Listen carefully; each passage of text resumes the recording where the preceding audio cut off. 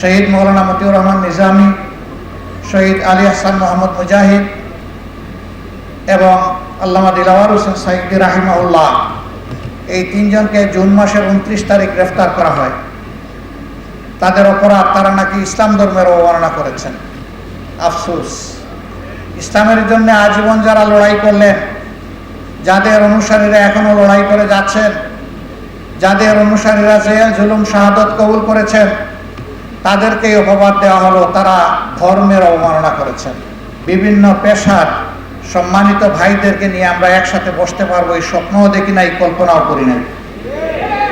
আল্লাহ তাআলা একান্ত মেহেরবানি করে জুলুমের রক্তপাশ থেকে, যেই জুলুম এই জাতির ঘাড়ে বিগত 17 বৎসর ধারাবাহিকভাবে চাপিয়ে দেওয়া হয়েছিল, মঈনুদ্দিন ফখরুদ্দিন সাহেবের 2 বছর, যেটা ছিল আওয়ামী লীগের বাসায় তাদের আন্দোলনের ফসল, আর পরবর্তী তাদের সরাসরি 15.5 বছর।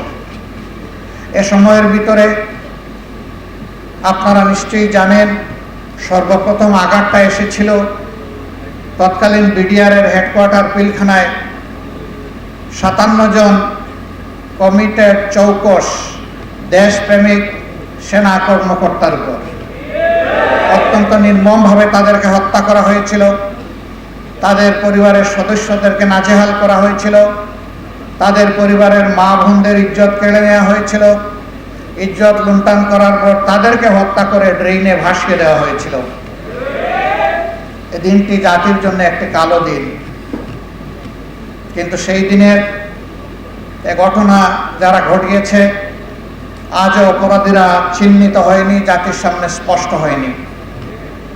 একই সাথে 2টা বাহিনীকে ক্ষতিগ্রস্ত করা হয়েছে, আমাদের দেশপ্রেমিক সেনাবাহিনীকে ক্ষতিগ্রস্ত করা হয়েছে, বিডিআরের গর্বিত প্রতিষ্ঠানকে ধ্বংস করা হয়েছে।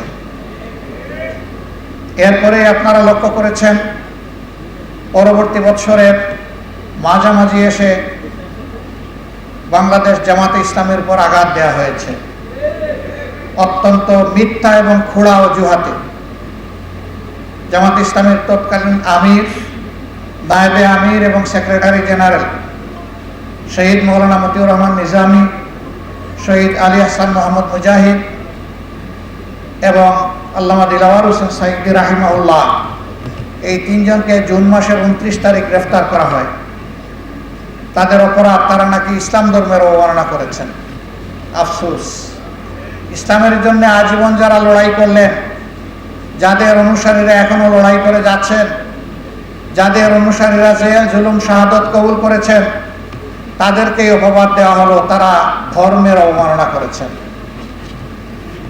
এরপরে তাদের বিরুদ্ধে আরো মিথ্যা অভিযোগ, জঘন্য অভিযোগ আনা হলো 71 সালকে কেন্দ্র করে, এবং সাজানো পাতানো মিথ্যা অভিযোগ ট্রাইব্যুনাল করে, মিথ্যা সাক্ষী জোগাড় করে তারা বিচারের নামে চরম প্রহসন করে এদেশের সবচেয়ে সম্মানিত, সবচেয়ে পরিচ্ছন্ন, সবচেয়ে সৎ, সবচেয়ে দক্ষ নেতৃবৃন্দকে ঠান্ডা মাথায় হত্যা করলেন।